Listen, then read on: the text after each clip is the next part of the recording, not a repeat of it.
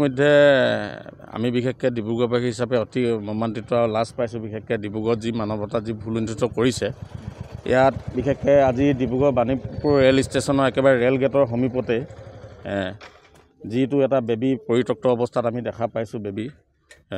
বেবীটো আচলতে মৃত অৱস্থাত যোনে পেলাই থৈ যাওক, আচলতে ডিব্ৰুগড়বাসী হিচাপে যথেষ্ট মৰ্মাহত হৈছোঁ। আৰু এটা মানৱতাৰ এটা ভুলুণ্ঠিত অমানৱীয়তা কাৰ্যক আমি তীব্ৰ ভাষাৰে নিন্দা দিছোঁ ডিব্ৰুগড়বাসী ৰাইজ হিচাপে। আৰু এই গোটেই ব্যৱস্থাটোৰ ওপৰত আমি আচলতে ডিব্ৰুগড় যি ৰেলৱে বিভাগৰ যি RPF বিভাগ আছে, RPF বিভাগক এটা সকিনি দিব বিচাৰিছোঁ যে আগন্তুক দিনত আচলতে এই RPFৰ যি সংলগ্ন যি আমাৰ ৰাস্তা আছে, ৰাস্তাৰ কাষত আচলতে বিভিন্ন ধৰণৰ আমাৰ ৰাইজে যি ডাষ্টবিনৰ পৰিত্যক্ত অৱস্থাত বিভিন্ন পলিথিন পেলাই থৈ যায়, সেইখিনি ক্ষেত্ৰত যাতে ভৱিষ্যতৰ দিনত এইখিনি ক্ষেত্ৰত এটা ভাল এটা পৰিৱেশ হৈ থাকি যাতে এনেকুৱা এটা অমানৱিক কাৰ্য কেতিয়াও নহওক, তাৰে আমি ডিব্ৰুগড়বাসী হিচাপে কামনা কৰিছোঁ। এইটো আচলতে অতি মানৱীয় অতি অমানৱীয়তা এটা কাণ্ড হৈছে, যিটো আচলতে আমাৰ আজিৰ দিনৰ মানৱ সভ্যতা আচলতে ভুলুণ্ঠিত কৰা আমাৰ এটা পৰিৱেশ আমি যিটো দেখা পাইছোঁ। মই আচলতে ডিব্ৰুগড়বাসী হিচাপে এজন সচেতন নাগৰিক হিচাপে এইটো যথেষ্ট মৰ্মাহত হৈছোঁ। আৰু অনাগত ভৱিষ্যতৰ দিনত মই ডিব্ৰুগড়বাসী হিচাপে ডিব্ৰুগড় ৰাইজক এটা তো এই ঘটনাটো কিমান সময়ত কি হ'ল আমি গম নাপাওঁ, কিন্তু ইতিমধ্যে আমি টাউনৰ মাজেৰে গৈ থকা অৱস্থাত আচলতে এইটো দেখা পাইছোঁ। আৰু এনেকুৱা এটা কাৰ্যক অতি নিন্দা ভাষাৰে আমি তীব্ৰ ভাষাৰে আমি নিন্দা কৰিছোঁ।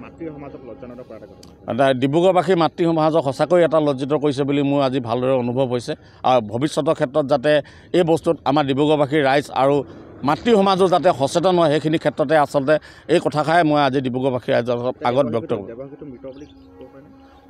এতিয়া বৰ্তমান সন্মুখত দেখা অৱস্থাততো মৃত বুলি আমি লাগিছে, তেনেকুৱা এটা অনুভৱ হৈছে। আৰু পৰৱৰ্তী পৰ্যায়ত আমি প্ৰশাসনৰ লগতো অৱগত কৰিছোঁ। নিশ্চয় তেখেতলোকক আহি কেনে এই গোটেই বিষয়বস্তুটোৰ ওপৰত পৰ্যালোচনা কৰিব বুলি আমাৰ আশা থাকিল। আমি district child protection unit for বা চাইল্ড লাইন বুলি যোনটো হেল্পলাইন নাম্বাৰ আছে, তাৰ পৰা আহিছিলোঁ।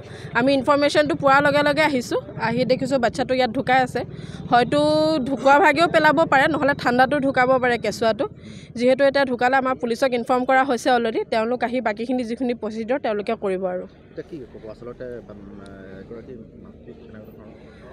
আপোনাৰ দেখিছে, আমি ক'বলৈ একো ভাষা নাই। আমি এনেকুৱা আগতে বহুত পাইছোঁ, এনেকুৱা এটাও ঢুকুৱা নাই। এইটো ফাৰ্ষ্ট কেছ পাইছোঁ যি তেনেকৈ পেলাই থৈ আহিব পাৰে, বা আমাৰ অফিচৰ তাতো ধুনীয়াকৈ থৈ আহিব পাৰে। যোনখিনি আজিকালি আমি যে কওঁ চাৰেণ্ডাৰ কৰি দিব পাৰে বেবী, বা ডক্টৰকো যদি ক'লেহেঁতেন যে আমি বাচ্ছাটো নিব বিচাৰোঁ নে চাৰেণ্ডাৰ কৰিব বিচাৰোঁ, তেওঁলোকেও আমাক ইনফৰ্ম কৰিলেহেঁতেন।